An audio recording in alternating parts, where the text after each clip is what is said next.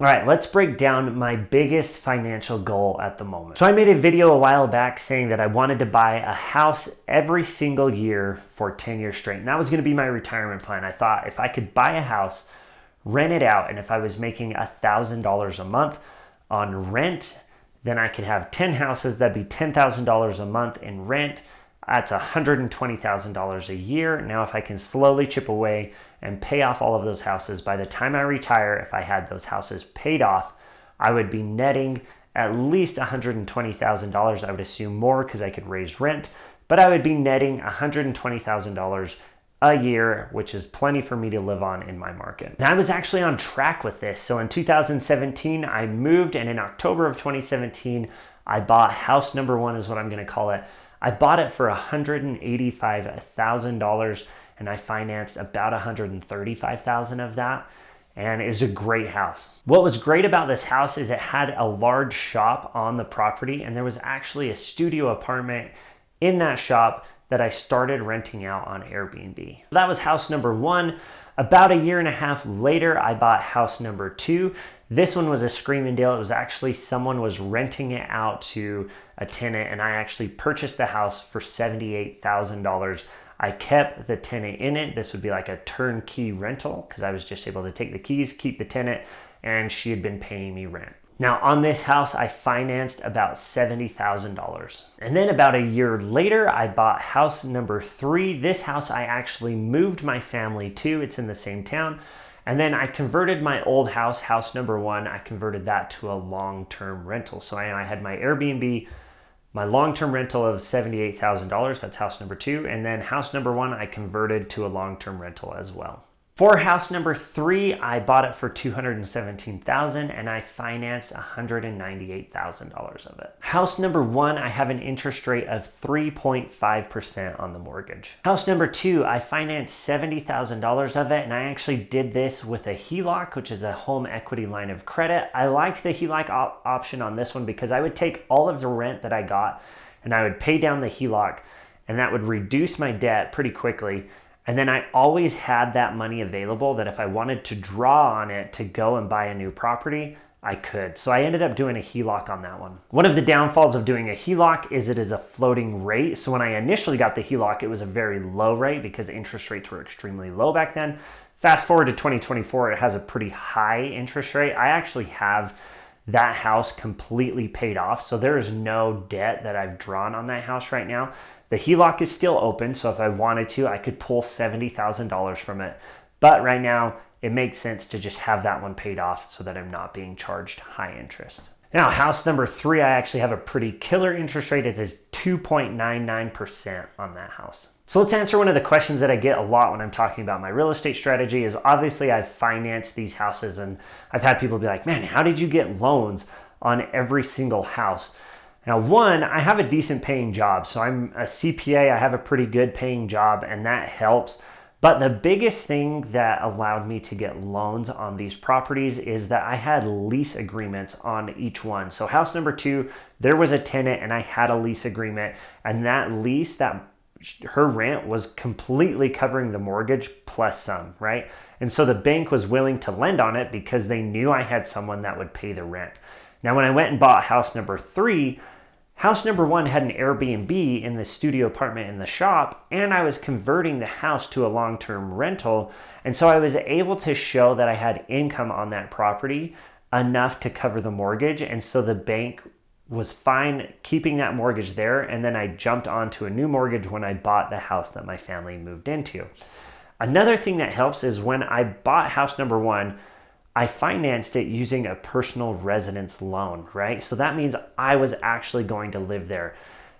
When you do that, you have a lower interest rate than when you go and buy a property as an investment property. Investment properties for banks, they say it is just more risky because you are then banking on the fact that people pay rent, that you're gonna have a tenant in it. And so the banks typically pay or charge a higher interest rate on that mortgage for an investment property. I avoided that because I bought the property to live in, and I was able to keep personal residence mortgage rates. Now, when I move to a new house and I go and pull another personal residence mortgage, I was able to keep that interest rate, but I didn't have to refinance house number one to be an investment property. I just kept my personal residence loan there and I have a lower interest rate. So that's nice because then I'm reducing my cost. Now in 2021, I actually partnered with someone and we bought a motel. And so obviously buying a motel, it's a 58 room motel. We had to do extensive renovations on it. I'm planning on doing a video to show you everything that we've done on it. It's turned out beautifully thanks to my wife. She made a bunch of the decisions and did a great job of remodeling this motel. But that was a huge investment, a huge capital investment for me personally. And so that slowed down the buying of a house every single year. But that's all right because I'm still investing in real estate. It was still part of the goal to find passive income so that I can retire and just collect rent. Now on the motel, it's actually financed as well. We did that. We were able to finance it based off of projections that we had for how much revenue that we were able to get off of it. And we were able to find a bank that would loan on that property so that they could finance our renovations. Now, I used to be of the mindset that if you can charge rent that is significant enough to cover your mortgage, plus have some buffer that you can put money away, save it just in case, a furnace goes out or you need a new roof on the house or something like that, that alone warrants going and finding a rental property, right? There's a 1% rule where if you can charge 1% of the purchase price in monthly rent, then it is a good investment to go and buy that rental property. And I very much was that way, and I still kind of am that way to a degree, but I will say that my mindset is shifting. I'm actually getting more to the Dave Ramsey approach where I'm going to say, okay, you know what?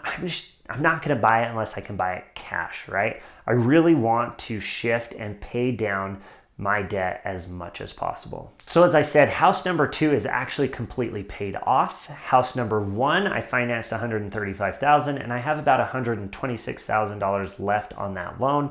And then house number 3, I financed $198,000 and I have about $166,000 left on that loan. So my goal is to actually pay off house number 3 because that's the one I personally live in.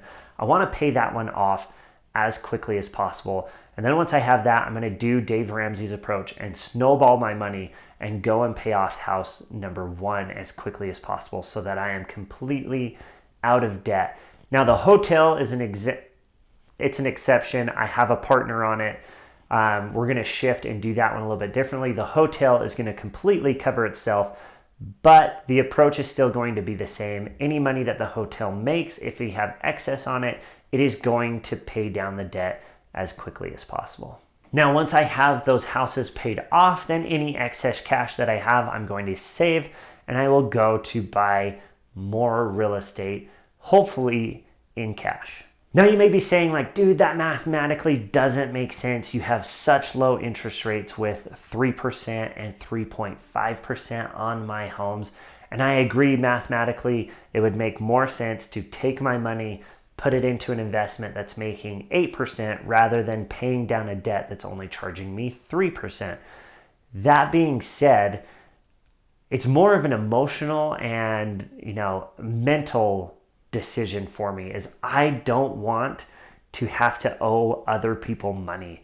I feel like it would be so liberating to just have no debt, especially on my own house. That way I know if like crap absolutely hits the fan, my house is there, I have it paid for. At that point, all I'd have to do is cover utilities, property tax, and maintenance, right? And I have somewhere that I have to live. So really that is my driving motivation to get out of debt. And I'll admit it has a little bit of a spiritual reason as well. I think it is nice to not have to serve any other masters except for the master. That way I can focus 100% of my resources, my mind, all of that stuff on God. I don't have to worry about owing other people money. So if you are new into real estate investing and you have any questions, please hit me up in the comment section. If you are currently doing it and you found something that works, let me know about it. I think it's awesome. Share your successes. I think it's great that we can all learn from each other. And we'll talk to you guys next time.